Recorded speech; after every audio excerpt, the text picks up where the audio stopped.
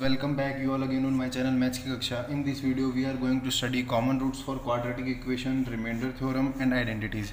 Before starting with this topic, first of all we are going to do the question which is in the last video, which is part C. So start with the question, write the question here again. So this is our question. In this question, if there is a quadratic equation y is equals to x square minus 2x minus 3, तो कह रहा है कि range बताना है y का जहाँ पे x का value first x belongs to r, second x belongs to 0 to 3, close brackets means 0 and 3 are also involved, and the third is x belongs to -2 to 0. Here -2 and 0 is also included because closed brackets are used. Now what's the approach to do this question is, इसके coefficients को देखिए. सबसे पहले a जो है वो greater than 0 है because a का वैल्यू 1 है. इन द नेक्स्ट आप इसका d कैलकुलेट करें. d means B square minus 4ac. b square minus 4ac is here minus 2 square minus 4 into 1 into minus 3. After calculating this we get 4 plus 12 is equals to 16, means d is also greater than 0. यहाँ से हम लोग क्या पता कर सकते हैं, last time पे जो ग्राफ्स देखे थे उसके according a is greater than 0 means graph is parabolic upward, and d is greater than 0 means it have two distinct roots. तो आप लोग ग्राफ ड्रॉ कर सकते हैं. जहाँ तक कुछ पता चल पाया है a एंड d से, तो ग्राफ कुछ इस तरह का बन सकता है. ग्राफ का मिनिमम पॉइंट हम लोग कैलकुलेट कर सकते हैं. -b/2a पे ग्राफ का मिनिमम पॉइंट आएगा. तो -b/2a पॉइंट कैलकुलेट करते तो -b/2a is equals to minus times of -2/2 into 1 which is 1, and -d/4a calculate करना है. तो सिंपली आप 1 को x की जगह इक्वेशन में पुट कर दें, -d/4a का वैल्यू आ जाएगा. तो 1 इक्वेशन में पुट करेंगे तो 1 -2 -3, तो ये बन जाएगा -4. This is -4. This is the value of minimum y. This is the value of y min. Now from here हम लोगों को पता चल गया कि रेंज जो होगी, रेंज मीन्स मिनिमम वैल्यू और मैक्सिमम वैल्यू के बीच में जो भी कंप्लीट वैल्यूज आएंगी उन्हीं को रेंज कहा जाता है. तो मैक्सिमम वैल्यू कैलकुलेट नहीं की जा सकती, बट मिनिमम वैल्यू -4 होगा y का, जो कि कुछ 1 पॉइंट पे होगा और उसकी वैल्यू होगी -4. तो जो रेंज है वो चला जाएगा y belongs to -4 included and infinite पे ओपन ब्रैकेट. तो this is the range of y in x belongs to r. This is our first case. अब इक्वेशन का ग्राफ तो कुछ इसी तरह का रहेगा, बट अभी पूछा गया है 0 to 3 में. सेकंड केस में जो पूछा गया है मीन्स अगर ग्राफ को अगर अगेन ड्रॉ किया जाए, कुछ इस तरह से ग्राफ बनेगी. 0x का वैल्यू 0 यहाँ पे होगा, यहाँ से लेकर के पे होगा, और यहाँ पे x इज इक्वल्स टू 1 था, ये हम लोग देख चुके हैं. एंड 3 कहीं भी हो उससे हम लोगों को कोई फ़र्क नहीं पड़ता.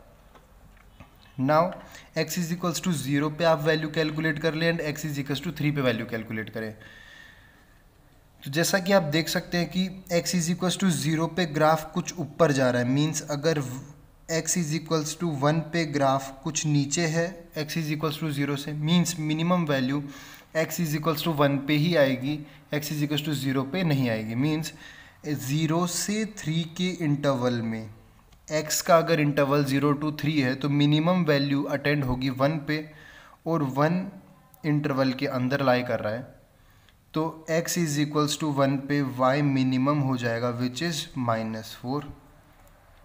एंड मैक्सिमम के लिए अब x इज इक्वल्स टू 1 से 2 की तरफ आप जाएंगे, x is equals to 2, x is equals to 3 की तरफ जाएंगे, मीन्स 3 4 5 ऐसा अगर आप ऊपर जाते जाएंगे, x का वैल्यू इंक्रीज़ करते जाएंगे तो y का वैल्यू इंक्रीज़ करते जाएगा. Means maximum value 0 to 3 interval में 3 पे मिलेगा. तो 3 पुट कर देते इक्वेशन में, तो बन जाएगा if x is equals to 3 then y is max in the interval 0 to 3.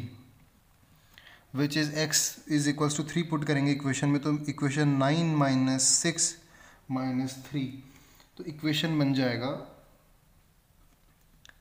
तो y का मैक्सिमम वैल्यू आ जाएगा 0, मीन्स ये पॉइंट कुछ होगा 3, x is equals to 3।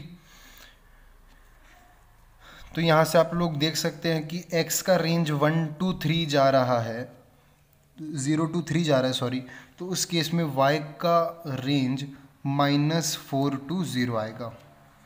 So this is the case 2। Now the third part is x belongs to -2 to 0. In this again drawing graph we get it is asking for -2 to 0.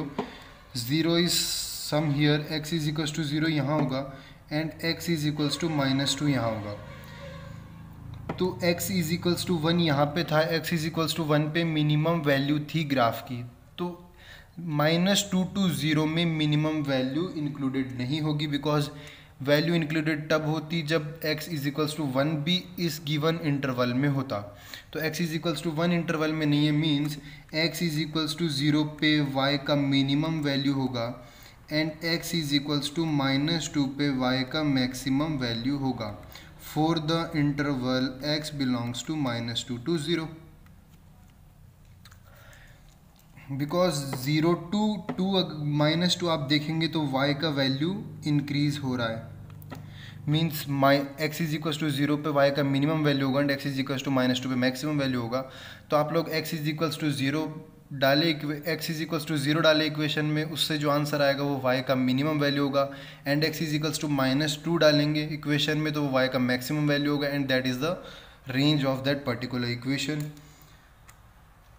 सो अगर आप लोग y का value, x का value अगर 0 डालेंगे तो उस case में y का वैल्यू -3 निकल के आएगा एंड अगर आप लोग x का वैल्यू -2 पुट करेंगे तो उस केस में y का वैल्यू 5 आएगा। Means the range of the quadratic equation in -2 to 0 is -3 to 5 with close brackets. So this is our complete solution of that question. इस क्वेश्चन में कुछ भी खास नहीं था, कुछ भी टफ क्वेश्चन नहीं था, बस जो आपने सब कुछ लास्ट टर्म पे ग्राफ से रिलेटेड जो भी पढ़ा था सब कुछ इस क्वेश्चन के थ्रू कवर करना था, इसलिए ये क्वेश्चन लिया है।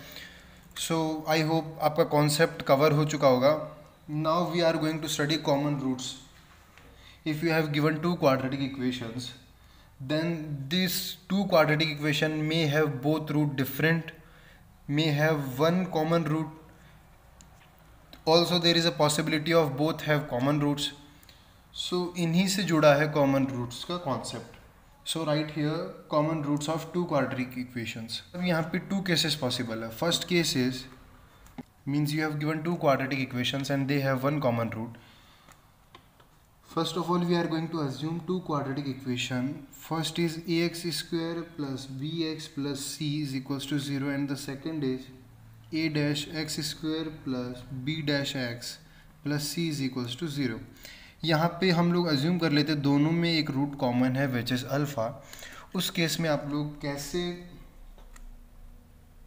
क्या कंडीशन आप लोग निकाल सकते हैं कि इस कंडीशन, ये कंडीशन अगर सेटिस्फाई हो जाती है may it have common roots और नॉट। सो कंडीशन आप लोग प्रूफ से ना देखें, डायरेक्टली आप लोग उसकी कंडीशन देखें, because you proof is not needed for you, it's only time waste for you. So इसका जो कंडीशन है वो आता है क्रैमर्स रूल से। कंडीशन कुछ इस तरह से बनता है। सबसे पहले आपको क्या करना है, अल्फ़ा स्क्वायर लिखना है and upon is equals to alpha upon is equals to 1 upon. अब देखिए आपको क्या करना है, सबसे पहले एक्स स्क्वायर के लिए आप लोग लिख रहे हैं, मीन्स अल्फ़ा स्क्वायर के लिए लिख रहे हैं, तो सबसे पहले इन टर्म्स का यूज़ नहीं करना है, बची हुई 2 टर्म्स का यूज़ करना है। मीन्स आप फर्स्ट इक्वेशन के एक्स के कोफिशिएंट का मल्टीप्लिकेशन सेकंड इक्वेशन के कांस्टेंट के साथ कर दे तो बन जाएगा B C minus times of, now first equation के कांस्टेंट टर्म का मल्टीप्लिकेशन सेकंड इक्वेशन के एक्स के कोफिशिएंट के साथ करेंगे तो बन जाएगा C B dash, this is C dash and this is. Now अब आपको x के लिए करना है, मीन्स अल्फ़ा के लिए करना है, तो इन टर्म्स का यूज़ नहीं करेंगे, सिर्फ in first and last terms का यूज़ करेंगे। तो वहाँ पे आ जाएगा सबसे पहले फर्स्ट इक्वेशन के एक्स स्क्वायर के कोफिशिएंट का मल्टीप्लिकेशन सेकंड इक्वेशन के कांस्टेंट के साथ कर दें तो कुछ इस तरह से बन जाएगा A C dash minus times of, now first equation के कांस्टेंट का मल्टीप्लिकेशन सेकंड इक्वेशन के एक्स स्क्वायर के कोफिशिएंट के साथ कर दें C A dash is equals to 1 upon, अब कांस्टेंट टर्म के लिए कर फर्स्ट इक्वेशन के एक्स के कोफिशिएंट का मल्टीप्लिकेशन सेकंड इक्वेशन के एक्स स्क्वायर के कोफिशिएंट के साथ minus times of first equation का एक्स स्क्वायर का कोफिशिएंट इंटू सेकंड इक्वेशन के एक्स के कोफिशिएंट को, and this is minus times, this is your Cramer's rule. यहाँ से आप लोग सिंपल कंडीशन जो कैलकुलेट कर पाएंगे, यहाँ से आप लोग अल्फ़ा का वैल्यू कैलकुलेट करें तो यहाँ से अल्फ़ा का वैल्यू सिंपल ही आ जाएगा। यहाँ से आप लोग क्रॉस मल्टीप्लाई भी कर सकते हैं, अदरवाइज़ आप इसको भी यूज़ कर सकते हैं, इस कंडीशन को भी यूज़ कर सकते हैं। आपके लिए जो ये फर्स्ट कंडीशन है इसको यूज़ करना इजी होगा, बिकॉज आप लोग देख चुके हैं कि कैसे ये फॉर्मूला, कैसे ये कंडीशन हम लोग डेवलप करें। तो जब भी आपको टू इक्वेशन में कॉमन रूट्स निकालने हो तो आप डायरेक्ट जो क्रैमर्स इक्वेशन से, क्रैमर्स रूल से जो हम लोगों ने इक्वेशन कैलकुलेट की है इसका यूज़ करें, और इसका यूज़ करके आप लोग कॉमन रूट्स बता सकते हैं क्वाड्रेटिक इक्वेशन में कि वन कॉमन रूट होगा या नहीं होगा। So this is the important formula, this is an important condition for equation having one root common. ऐसा भी हो सकता है अगर at most one root common बोल दिया जाए तब भी यही कंडीशन लगेगी, at least one common root बोल दिया जाए तब भी यही कंडीशन लगेगी, and exactly one root common बोल दिया जाए तब भी यही कंडीशन लगेगी। So this is important condition for one root common. Now we are going to study the condition for two quadratic equation having both common roots. So this is the case in which quadratic having two common roots. तो common roots अगर quadratic में दोनों roots common है तो उसके लिए condition क्या होती है, a upon a dash is equals to b upon b dash is equals to c upon c dash. This is simple and one line concept, बहुत इजी है, बस यही कंडीशन है, इसके अलावा कोई कंडीशन नहीं है, इसके अलावा किसी भी कंडीशन की ज़रूरत नहीं है। एक्स स्क्वायर के कोफिशिएंट्स का ratios of the two quadratic equation is equals to the x coefficient of two equations is equals to ratios of constant of that two particular quadratic equation. बस यही A upon A dash is equals to B upon B dash is equals to C upon C dash, यही important है, and this is the only condition for two common roots. So we studied common roots, two equation having one common root and two equation having both two roots common. तो one root common हो तो आपको simply ये condition satisfy कर देनी है। Now we are going to study remainder theorem, the heading remainder theorem. Now what is remainder theorem? Suppose कीजिए आपके पास एक पॉलिनोमियल है एफ टाइप का,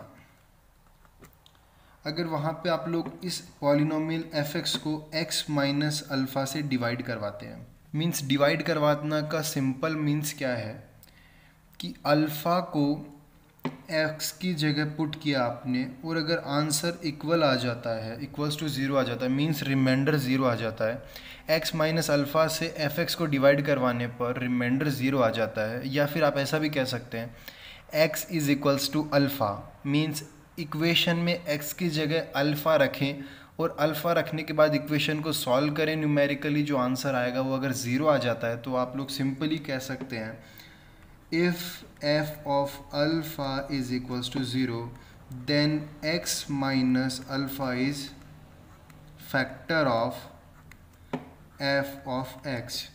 अगर अगर अल्फ़ा डालने पर रिमाइंडर ज़ीरो आ जाता है, या फिर x की जगह अल्फ़ा डालने पर रिमाइंडर अल्फ़ा डालने पर इक्वेशन का आंसर ज़ीरो आ जाता है, in that case x minus alpha को फैक्टर कहा जाएगा दैट पर्टिकुलर पॉलिनोमियल का।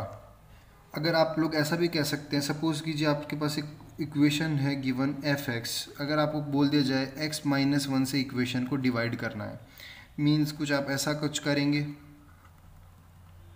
अब इस केस को सॉल्व कर देंगे जब आप लोग, इस केस को सॉल्व करने के बाद में कुछ रिमाइंडर बचेगा। सपोज कीजिए रिमाइंडर बचता है ए, तो वो रिमाइंडर ए इक्वल होगा, अगर आप डायरेक्टली एफ ऑफ एक्स में, मीन्स आपके पास कुछ एफ ऑफ एक्स कुछ इस तरह का होगा पास, अब वहाँ पे अब डायरेक्टली अगर एफ ऑफ 1 डालेंगे, मीन हम लोगों ने कांस्टेंट टर्म्स और रिमाइंडर्स दोनों सेम अज्यूम कर लिया, तो इसको अज्यूम कर लेते हैं Q.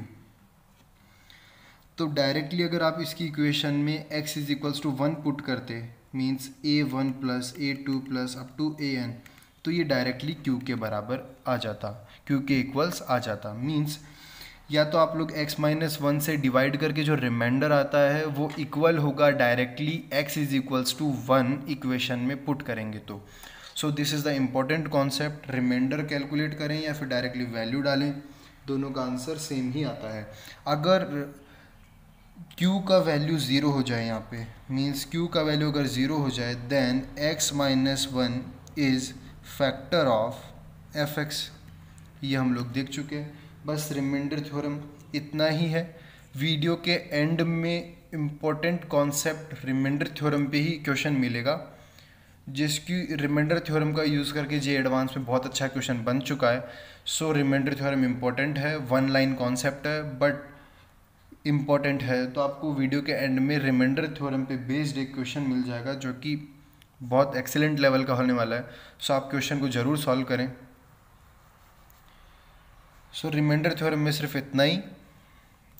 Next topic is identities and this is last topic of today's lecture, identities. So now put the heading identities. Identity क्या होता है? सबसे पहले आइडेंटिटी बहुत ईजी कॉन्सेप्ट है, 1 लाइन कॉन्सेप्ट है, बट समझने में प्रॉब्लम करता है।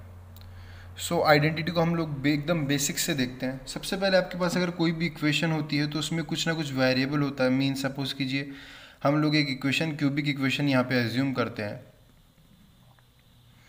अब इस क्यूबिक इक्वेशन में भी आपके पास एक वेरिएबल है and the variable here is x. Her equation में एक वेरिएबल होता है, चाहे वो एल्जेब्रिक इक्वेशन हो, चाहे ट्रिग्नोमेट्रिक इक्वेशन हो, किसी भी टाइप की इक्वेशन हो, वहाँ पे एक वेरिएबल ज़रूर होता है। अब सपोज़ कीजिए मैंने बोल दिया कि एफ एक्स का वैल्यू 4 है, means x cube plus x square plus 2x plus 1। अब अगर आपको कह दिया जाए कि आपको x की ऐसी वैल्यूज़ डालनी है जिनके लिए आंसर हमेशा 4 ही आए, आप कुछ भी वैल्यू डालें, अगर आप x1 डालेंगे तब भी आंसर 4 आना चाहिए, x2 डालेंगे तब भी आंसर 4 आना चाहिए, x3 डालेंगे तब भी आंसर 4 आना चाहिए, x को आप कुछ भी डालें आंसर 4 ही आना चाहिए। तो क्या ऐसा पॉसिबल है? अगर ऐसा पॉसिबल हो जाए तो उसे कहा जाता है आइडेंटिटी। इक्वेशन नहीं कह करके हम लोग उसको आइडेंटिटी कहते हैं। अगर ऐसा नहीं होता है तो उसको इक्वेशन कहा जाता है।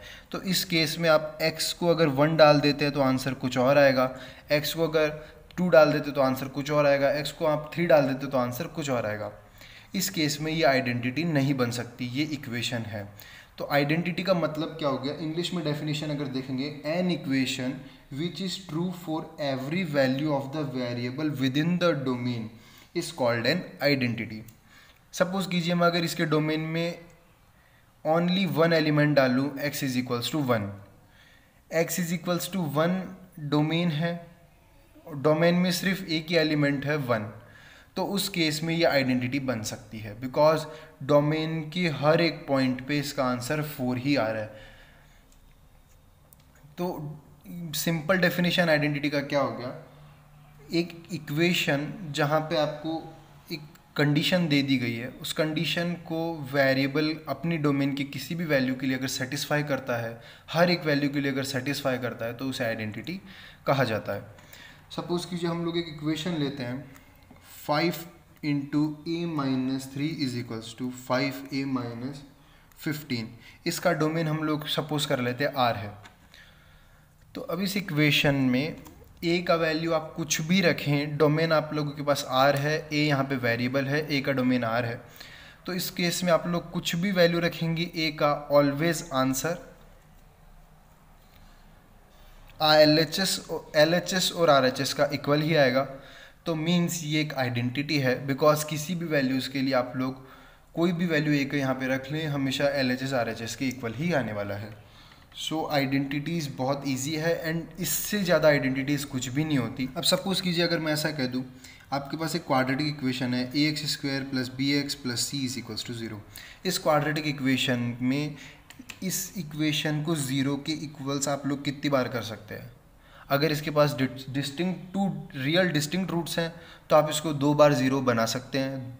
किसी भी 2 वैल्यूज़ के लिए आप लोग इस इक्वेशन को 0 बना सकते हैं। बट अगर मैं कहूँ कि इनफाइनाइट वैल्यूज़ के लिए ये हमेशा 0 के इक्वल ही आनी चाहिए, मतलब मैं इस क्वाड्रेटिक इक्वेशन को आइडेंटिटी में कन्वर्ट करना चाहता हूँ। मींस हमेशा 0 = 0 ही आना चाहिए, चाहे मैं x की वैल्यू 4, 3, 2, 1 कुछ भी रखूँ, पूरे R में हमेशा ये 0 ही आना चाहिए। तो ऐसा कैसे हो सकता है?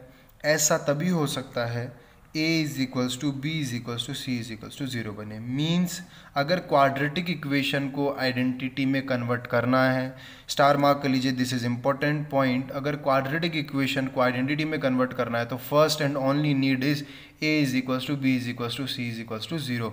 Means the coefficient of x² is coefficient of x is equals to constant term and this all terms are equals to 0। तो आइडेंटिटी आप लोग समझ सकते हैं, बहुत इजी है, 1 लाइन कॉन्सेप्ट है। तो आज हम लोगों ने 3 इजी कॉन्सेप्ट स्टडी किए हैं। First is common roots. अगर क्वाड्रेटिक इक्वेशन को 1 कॉमन रूट होता है तो उसके इसमें एक कंडीशन है, बस उस कंडीशन को सेटिस्फाई करवाएं and you will get your answer. And the second is having 2 common roots. अगर 2 कॉमन रूट्स होते हैं तो उस केस में कोफिशिएंट के रेशियोज़ को इक्वल कर दें। And the third topic is remainder theorem. Remainder theorem बहुत ईजी होता है। f(x) आपके पास एक इक्वेशन है, एक पॉलिनोमियल है, x माइनस अल्फ़ा से अगर इक्वेशन को डिवाइड करते हैं रिमाइंडर 0 आ जाता है, then x minus alpha is known as its factor. And अगर आप x माइनस 1 से किसी इक्वेशन को डिवाइड करते हैं तो जो उसका रिमाइंडर है वो इक्वल होता है। अगर इक्वेशन में x के जगह आप x = 1 रखते हैं, x = अल्फ़ा रखते हैं और दोनों इक्वल आ जाता है। And the next topic is identity. Identity equation को तभी कहा जा सकता है, एक इक्वेशन आइडेंटिटी में तभी कन्वर्ट होती है तब जब उसमें किसी डोमेन के किसी भी वैल्यू पर LHS RHS के इक्वल हो जाए तो इक्वेशन बिकम्स आइडेंटिटी। और क्वाड्रेटिक इक्वेशन आइडेंटिटी तभी बन सकती है जब a = b = c = 0 हो जाए। This is all about this lecture. So thank you guys. If you like this video please share it with your friends, subscribe the channel and press the bell icon for more updates। and video के and में question आप लोग इस question को जरूर करिए। Thank you so much.